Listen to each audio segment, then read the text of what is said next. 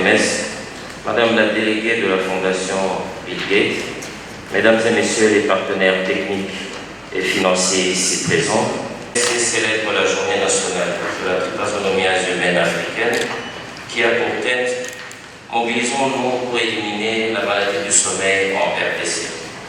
Au nom du ministre de la Santé, le protocole d'État vous souhaite la bienvenue dans ce beau cadre Salon Congo de l'hôtel Pullman.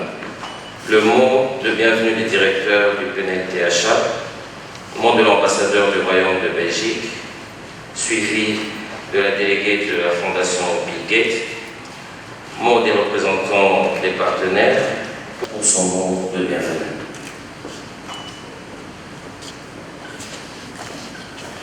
Monsieur l'inspecteur général de la santé, mesdames et messieurs, directeurs centraux des programmes spécialisés. Mobilisons-nous pour éliminer la maladie du sommeil en RDC. Je tiens à remercier de manière particulière notre ministre de la Santé, Hygiène et Prévention, son Excellence, Dr Mungani Mbaza Jean-Jacques, pour son leadership et son engagement pour éliminer et interrompre la transmission de la THA sans problème de santé publique en RDC. Excellence, Monsieur le Ministre, soyez remerciés. Puissiez-vous trouver à travers nos mots et sentiments de profonde gratitude. Au même moment, nous remercions également aux bailleurs de fonds, la Fondation Gates, le Royaume de Belgique, et aux partenaires, aux parties prenantes, l'Institut médical et médecine tropicale d'Anvers, TNDI, l'OMS, FOND, PATS, qui accompagnent régulièrement le PNLTHA en 7 litres pour lui permettre d'atteindre les objectifs lui assignés par votre autorité et d'accomplir pleinement les missions et prérogatives dévolues au PNLTHA dans la lutte contre la THA en RDC. Je vous souhaite la bienvenue. Merci. À l'occasion de cette journée nationale de la lutte contre la maladie du sommeil ou la trypanosomiase humaine africaine. À travers ma personne, la Belgique a toujours manifesté un grand intérêt à cet événement qui relève d'une grande importance du fait qu'il permet d'assurer un bon plaidoyer pour la mobilisation de tous dans la lutte contre cette maladie tropicale négligée que nous voulons tous amener à son éradication d'ici 2030. En effet, les Belgiques croient qu'il est possible d'arriver à cette éradication au-delà du simple contrôle de la maladie. Et pour ce faire, depuis 2017, la Belgique a joint ses efforts financiers avec la Fondation Bill & Melinda Gates pour prendre conjointement la direction de l'éradication de cette maladie sur le continent africain. Et particulièrement ici en RDC, pays où plus de 70% des cas sont déclarés et dont les données sanitaires nous seront communiquées ici par la voie de l'OMS, qui est le ministère de la Santé publique, Hygiène et Prévention. Il est clair que l'approche de lutte visant cette éradication est différente à celle qui a été traditionnellement toujours faite en RDC, c'est-à-dire un appui structurel en tant que principal bailleur bilatéral depuis l'époque coloniale, en passant par des ONG comme Fometro, Numisan, Ferramézet dans les années 90 à 2000, ainsi que à travers la CTV et depuis lors via l'IMT Anvers et ENAVER. 2020. Du médicament Boralon de phylloxydazole qui va révolutionner la prise en charge médicale du fait que l'hospitalisation n'est plus nécessaire pour le traitement. Il a été indiqué qu'il a également le Acosi. La Belgique espère néanmoins que ce programme d'éradication verra davantage une participation nationale à travers, entre autres, la mobilisation financière, à savoir les directions, mais aussi au niveau provincial via les divisions provinciales de la santé et des zones de santé. Et tout ceci pour amener une meilleure intégration de cette lutte dans les zones de santé qui peuvent être gage de succès.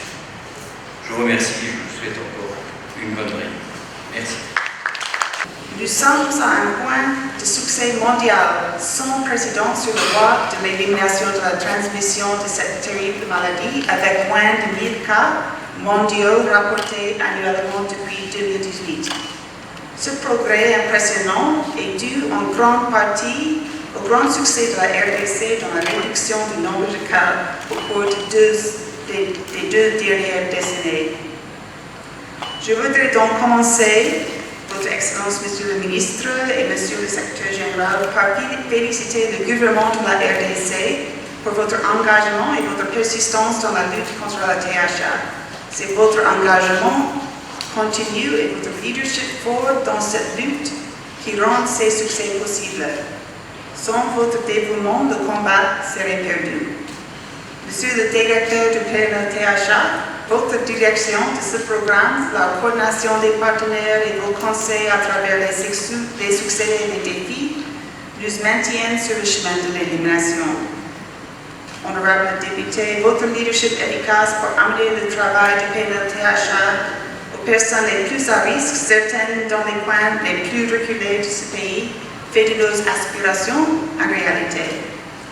Et enfin, je remercie sincèrement les nombreuses personnes qui travaillent sur le terrain, effectuant des dépistages actifs, des dépistages passifs, des confirmations des cas, des traitements. C'est ce travail quotidien qui continue qui permet de sauver des vies. Je salue également les nombreux partenaires présents ici aujourd'hui dont les efforts quotidiens et l'accompagnement aux côtés du gouvernement de la RDC ont été essentiels pour progresser. C'est un plaisir et un honneur d'avoir eu l'occasion de travailler en étroite collaboration avec nombre d'entre vous et j'ai hâte de poursuivre ces collaborations et d'en forger de nouvelles. Et au nom de la Fondation, j'exprime notre sincère gratitude à notre important et précieux partenaire, le gouvernement de la Belgique. Ce partenariat unique et durable a renforcé la détermination de la Fondation à poursuivre son engagement dans ce travail important. La Fondation Bill et Melinda Gates est fière d'être considérée comme un partenaire parmi tous ces acteurs importants et d'être engagée dans cet effort. Une telle découverte qui pourrait changer la donne est rare et il est passionnant de savoir que ce traitement sera disponible dans un avenir proche. Je voudrais conclure en disant que le combat a été long et difficile. Au passé, de grands progrès ont été suivis de resurgences dévastatrices de la maladie lorsque le combat a été interrompu. Je vous remercie. Avant tout propos, exprimer la satisfaction de l'Organisation mondiale de la santé pour avoir été associée à cette présente manifestation. Je voudrais aussi rappeler que le 30 janvier de chaque année est célébrée la journée mondiale des maladies tropicales négligées en sigle MTN ou MTD en fonction du jargon utilisé, qui est l'une des 12 journées et semaines mondiales de la santé observée par l'Organisation mondiale de la santé. Et pour cette année 2023, le thème retenu est Agissez maintenant, agir ensemble, investissez dans les maladies tropicales négligées. Permettez-moi, Excellence, de rappeler que les maladies tropicales négligées sont des maladies anciennes liées à la pauvreté qui font peser au niveau humain, social et économique un lourd fardeau sur plusieurs milliards de personnes dans le monde, principalement dans les zones tropicales et subtropicales, parmi les populations les plus vulnérables et les plus marginalisées. Aussi, pour ce qui est de la République démocratique du Congo, elle célèbre en même temps la 5e journée nationale de lutte contre la téléphobie humaine africaine, THA, qui a été instituée depuis 2018 par le gouvernement à travers le ministère de la Santé et que nous voulons saluer. Permettez-moi de saisir l'opportunité qui m'a offert ce matin pour rappeler l'importance de la feuille de route pour les maladies tropicales négligées 2021-2027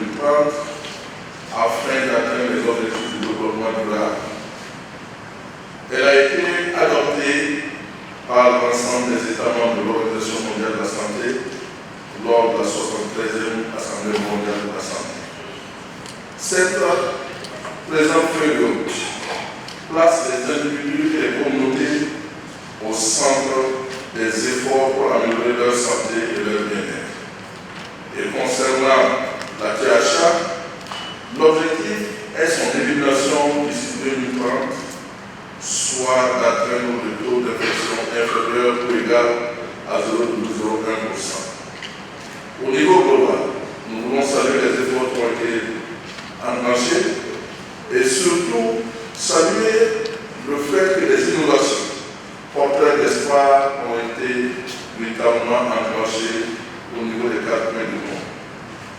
Ainsi, le nombre annuel de cas de trypanosomiase humaine africaine est passé de plus de 7 000 en 2012 à moins de 1 000 en 2019, ce qui a permis de réduire en même temps de moitié la cible initiale de 2000 cas d'ici 2020. Excellences, Mesdames et Messieurs, sur le plan épidémiologique de la maladie du sommeil, la RDC porte un gros fardeau dans la région africaine et l'amélioration de la détection, de la prise en charge des cas et la lutte vectorielle peuvent réduire la charge de la maladie au niveau de la région. Et nous voulons saluer encore tous les efforts qui sont consentis par l'État congolais en synergie avec l'ensemble des partenaires techniques et financiers. Et nous voulons, par la même occasion, et avant de terminer notre propos, rassurer la République démocratique du Congo que l'Organisation mondiale de la santé œuvrera toujours aux côtés de l'ensemble des bailleurs, aux côtés encore des partenaires techniques et financiers et tous les acteurs nationaux et internationaux pour soutenir les efforts inlassables pour que l'objectif d'Équilibre soit véritablement atteint à la meilleure délai. Je vous remercie. Le contact face à face renouvelé est un atout pour aborder plus efficacement les perspectives d'avenir. Depuis plus de 100 ans, l'IMT met son expertise scientifique au service de la lutte contre la maladie du sommeil. L'Institut a développé, il y a plusieurs décennies, le test de la maladie du sommeil le plus utilisé au monde, le CAT, et le produit encore aujourd'hui. En outre, l'IMT est pleinement engagé dans la recherche et le développement de nouveaux tests de diagnostic qui joueront un rôle important dans la nouvelle phase de surveillance de la maladie. La collaboration de longue date avec le PNLTHA a permis de réduire considérablement le nombre de cas de la maladie du sommeil, atteignant ainsi le premier objectif d'éliminer la maladie du sommeil en tant que problème de santé publique dans le pays. Le plus important maintenant est de regarder devant soi. Tout un chemin reste à faire. La nouvelle ambition d'interrompre la chaîne de transmission reste un défi majeur.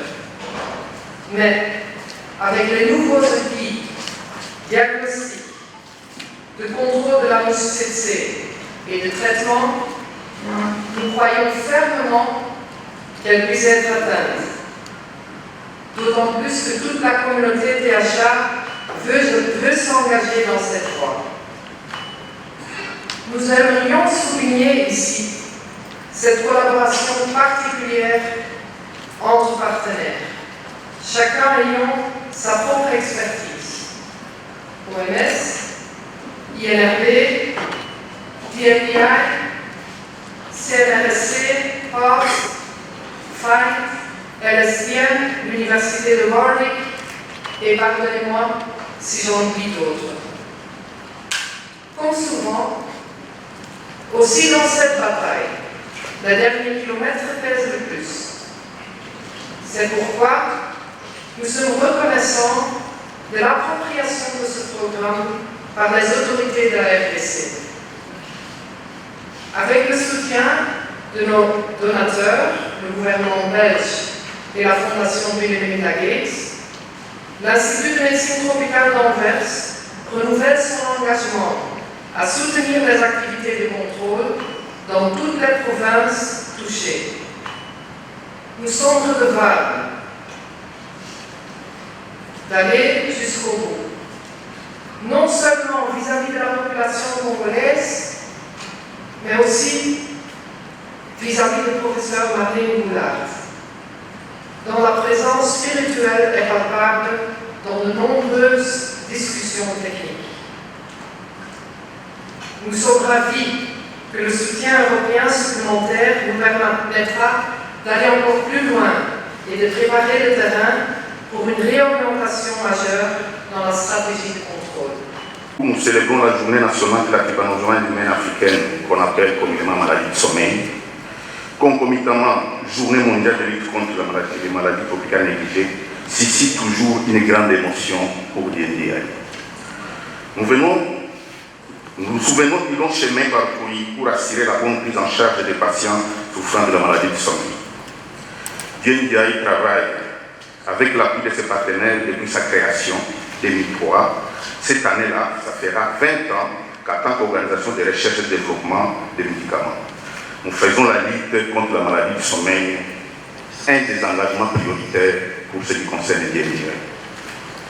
Dinette au fétinidazole, les premiers médicaments à la trouver pour traiter les stades de maladie du sommeil. Une grande avancée thérapeutique, une innovation qui a permis de réduire le nombre de consolomères très douloureuses pour les patients ainsi que les hospitalisations. Ce succès majeur, cet accomplissement remarquable, nous la devons au partenariat d'INDA et Sanofi, ainsi qu'à l'implication de plusieurs institutions et des organisations de sites, les PNDH à RDC, les PNDH à Guinée, l'INRB, avec le soutien des FISTIH, FIND, IMD, PAD, etc. Avec évidemment les soutiens financiers des bailleurs publics et privés. On dit souvent, ensemble nous sommes plus forts, surtout lorsque nous mettons en commun nos expertises diverses. Ce succès est celui d'un Africain, des Africains en général, des Congolais en particulier, des acteurs de la recherche congolaise et PNPH, ses directeurs, ses équipes mobiles impliquées dans l'identification des patients thérapeutes pour nos essais cliniques, ces médecins, ces infirmiers, ces techniciens de laboratoire, les personnels hospitaliers, les centres de prise en charge de traitement de la PHA, les hôpitaux généraux de référence, sans oublier l'ensemble de notre bureau de DNDI Kinshasa, tous mobilisés pour atteindre l'objectif escompté. Excellence, Monsieur le ministre de la Santé publique et de l'Intervention. Le travail de recherche qui est au cœur de la mission de l'NDI s'est fait dans le plus grand respect des normes et standards internationaux. Cela passe par le renforcement des capacités des prestataires de santé dans la recherche, mais aussi le renforcement du système de santé à travers la réhabilitation et l'équipement des structures de santé des 14 zones de santé endémiques de la THA situées dans 6 provinces dans le pays. DNDI développe à présent un nouveau traitement oral à dose unique, à corticoïde, simple à administrer, dont les très prometteurs résultats de l'étude conduite par DNDI et ses partenaires à la République démocratique du Congo en Guinée, publié en novembre dernier dans le journal scientifique de Lancet Infection Disease, montre qu'on le réussit depuis de 5%. On a donc des chances de penser que ces traitements nouvelles, orales et à dose unique ouvrira la voie à l'arrêt de la transmission de la maladie. Les projets STROGAT pour investiguer les changements dans les paradigmes de la prise en charge de la maladie du sommeil, qui consiste à dépister et traiter avec alcool, va se dérouler en République démocratique du Congo.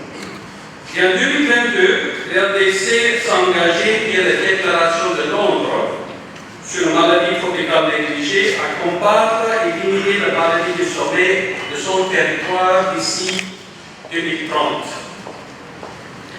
10 ans après, cette maladie demeure toujours un problème de santé publique dans le pays, autant et détruisant des vies humaines en menaçant autres. Grâce à nos efforts conjugués et continus, nous avons néanmoins réussi à faire baisser sensiblement les statistiques jusqu'à moins de 500 cas en 2021. Ceci reste malgré tout un exploit. C'est pour nous une occasion de saluer aussi l'engagement politique du gouvernement du Congo à travers son engagement dans cette journée dédiée à la lutte contre la maladie en RDC, mais aussi le bailleur de fonds, surtout le Royaume de Belgique, la Fondation Bill et Melinda Gates, qui ont permis d'obtenir ces avancées significatives. Mais n'oublions pas l'appui technique des partenaires, l'Institut médical tropical d'Anvers, DNDi, FIND et LSTM. Nous saluons aussi l'engagement des parlementaires à travers le groupe parlementaire en appui à la trypanosomiase humaine africaine pour leurs efforts de plaidoyer engagés.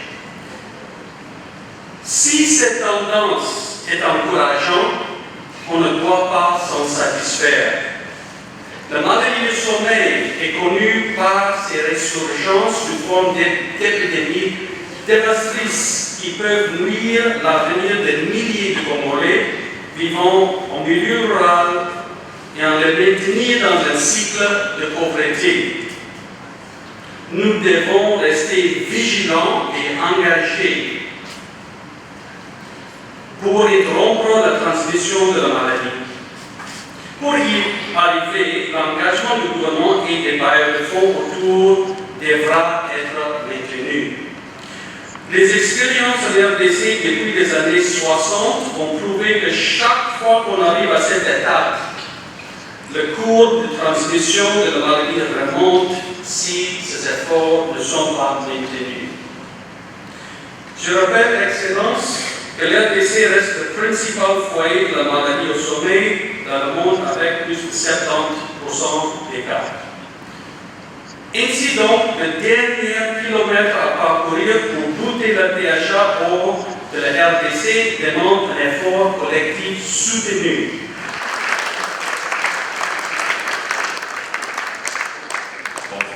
Demander à son Excellence et Madame la déléguée de la Fondation Bill Gates de prendre place.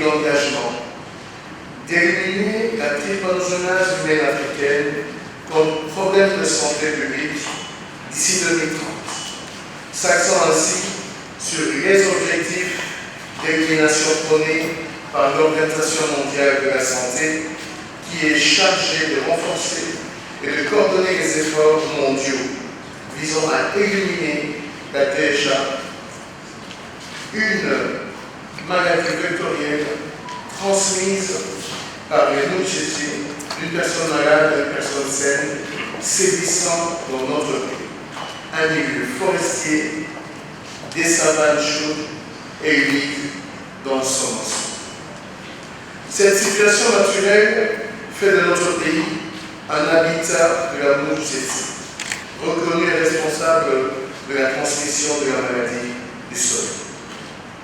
Cet écosystème rend nos populations paysannes, qui représentent 70% de la population vulnérable à cette maladie, et fait ipso facto de la RDC un des pays les plus prévalents en Afrique et dans le monde. Mais hélas, son ampleur n'est souvent pas reconnue par plusieurs, la reléguant au second plan dans la catégorie des maladies dites tropicales négligées à transmission essentiellement vectorielle. Mesdames et messieurs, distingués invités, en reconnaissance de la déclaration de Londres et à la journée internationale dédiée aux maladies tropicales négligées sur le plan international, la RDC célèbre chaque 30 janvier la journée nationale de lutte contre la THA, et c'est pour nous une opportunité de porter haut la voix pour une lutte tout azimut contre la maladie du sommeil sous le thème « Mobilisons-nous pour éliminer la maladie du sommeil en RDC ». Le gouvernement de la République, dans son engagement d'éliminer la maladie du sommeil, a mis en place un arrêté ministériel, numéroté 12/50 de 2018, portant le cadre juridique de la lutte contre cette pandémie à travers une journée nationale dédiée aux activités de la lutte contre la THA. Cet engagement du gouvernement a eu effet prometteur, tel que la réduction des cas de 2012 à 2022, passant de 6 000 cas à 510 cas. La commémoration de la célébration de cette journée vise la sensibilisation des parties prenantes engagées dans la lutte et de sensibiliser aussi la communauté internationale dans la pérennisation des activités et à l'adhésion et l'appropriation de la lutte avec comme objectif la conservation de la mémoire collective sur les acquis obtenus par cet engagement d'une part, et d'autre part sur les conséquences sanitaires et socio-économiques dévastatrices sur les familles et communautés dans le développement. Ainsi, pour matérialiser cet engagement dans la lutte contre ce fléau depuis des années, le Royaume de Belgique et la Fondation Bill et Melinda Gates appuient le ministère de la Santé publique et de la Prévention à entreprendre plusieurs actions de lutte, partant de la prise en charge des maladies à la lutte antivectorielle, contribuant de ce fait à la couverture sanitaire universelle, vision et volonté sans faille de son Excellence Félix Antoine Tshisekedi Tshilombo, président de la République, chef de l'État, qui, de jour et de nuit, ne ménage aucun effort pour garantir les conditions de paix et de sécurité sans lequel aucun travail de santé ne pourrait se réaliser avec sérénité. Certes, les résultats et les avancées sont spectaculaires, mais la volonté pour éliminer cette pandémie reste l'objectif. Ainsi, nous invitons nos compatriotes à faire plus d'efforts à chaque niveau, chacun en ce qui le concerne, prestataires, population, autorités politico-administratives, partenaires techniques et financiers, bailleurs de fonds, afin de porter les efforts conjugués plus haut et de multiplier les stratégies idoines en vue d'infléchir encore les tendances pour que d'ici 2030 soit éliminée définitivement la THA République démocratique du Togo.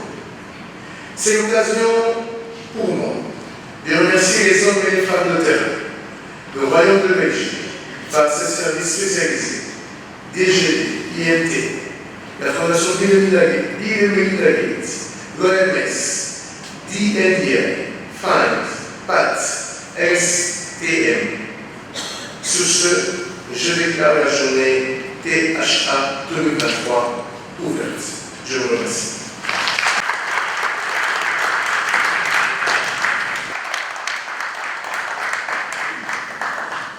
Hygiène et prévention ici présent, Madame la déléguée de la Fondation Bill Gates, Mesdames et Messieurs les partenaires, avec votre autorisation excellente, nous allons nous lever pour l'hymne national.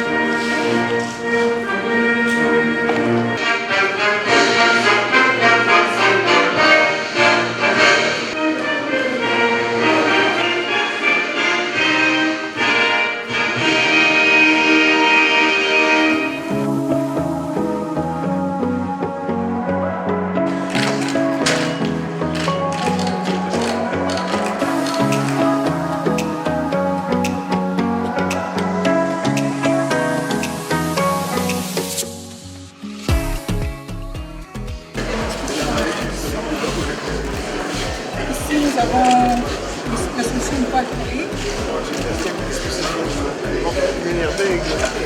Oui, c'est en collaboration avec l'INRB. Excellence, nous avons les aliments de laboratoire. Ici, nous avons les aliments de laboratoire et auprès de qui nous infectons les trypanosomes adaptés aux animaux et ce qui infecte l'homme. Et ces réservoirs nous aident à isoler les parasites chez les animaux et pour les expérimentations au laboratoire dans le cadre de la caractérisation génétique des parasites et pour trouver la sensibilité, la meilleure sensibilité aux médicaments à administrer.